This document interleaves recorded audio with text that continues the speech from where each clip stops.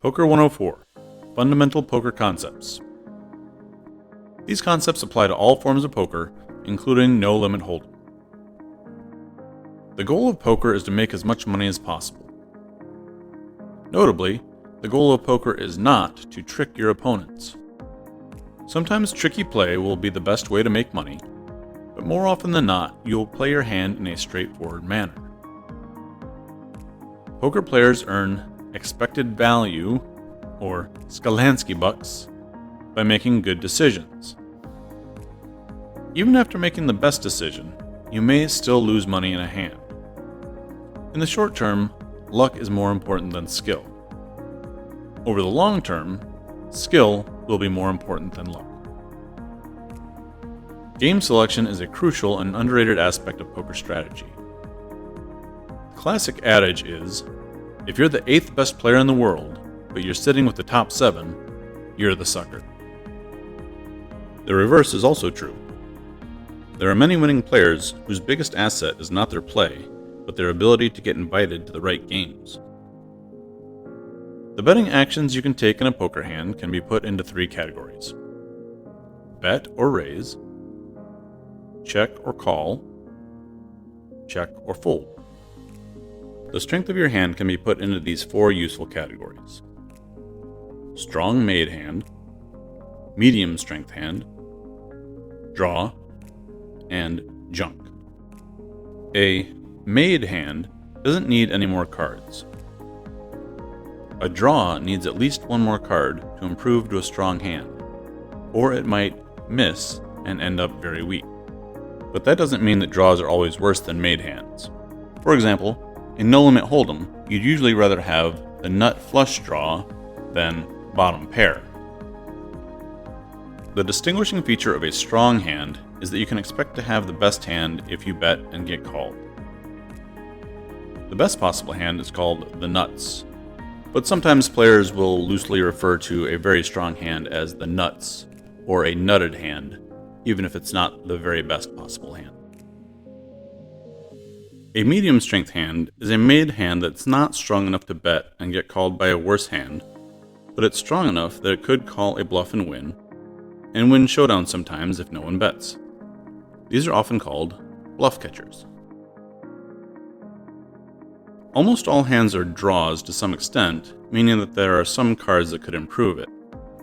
But when we talk about a draw, we're usually talking about a hand with low showdown value at present, but can improve to a very strong hand.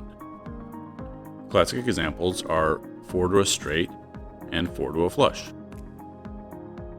No pair, no draw is a common way to describe junk. But sometimes a small pair can be junk, and sometimes ace high can be a medium strength hand, depending on how the board runs out and the betting action. Your hand may change categories based on the dealt cards and betting action.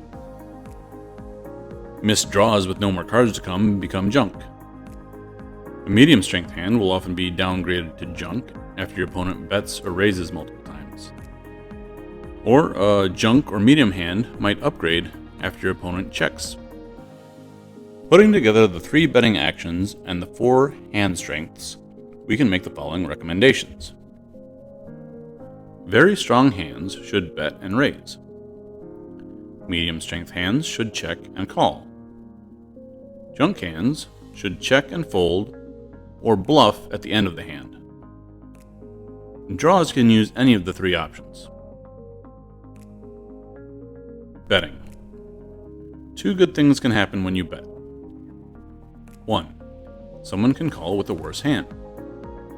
When this was your intention, it's called a value bet. 2. Someone can fold a hand that could have or would have won. If your opponent had some chance to win, but less than 50%, this is also a value bet, and it's often called protecting your hand. If your opponent had a 50% chance or better to win, this is a bluff. And when a draw bets or raises, this is called a semi-bluff. And there's one bad thing that can happen when you bet, and that's someone with a better hand calls you. Calling.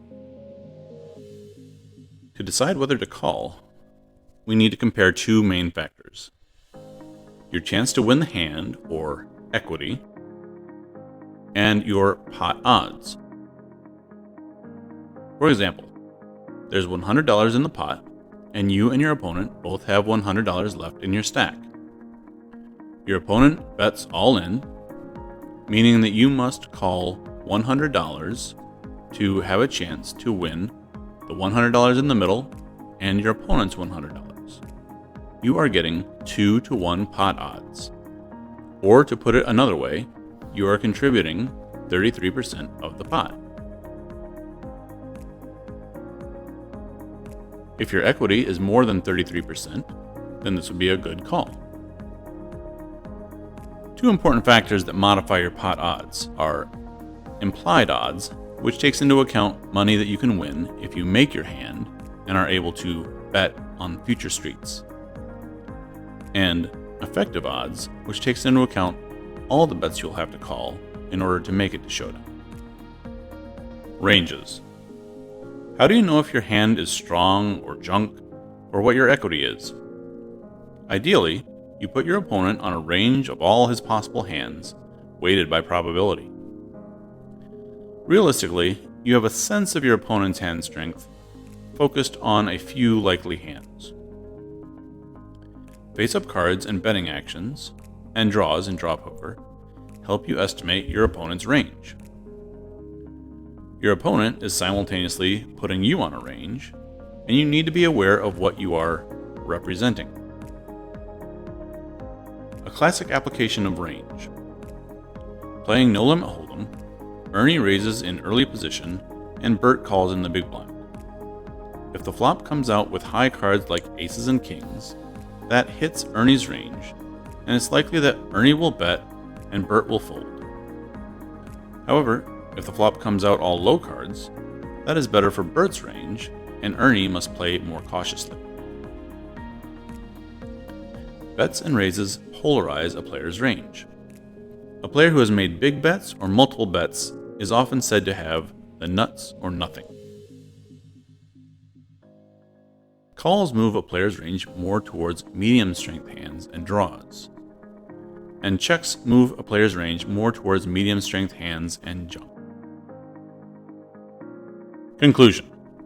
You now know the goal of poker and how to combine the 3 betting actions with the 4 hand strengths. You also have had an introduction to equity, pot odds, and ranges. If you want to better understand No Limit Texas Hold'em, stay tuned for Poker 105, How to Play No Limit Hold'em Preflop, and Poker 106, How to Play No Limit Hold'em Postflop. Thanks for listening, and as always, please gamble responsibly.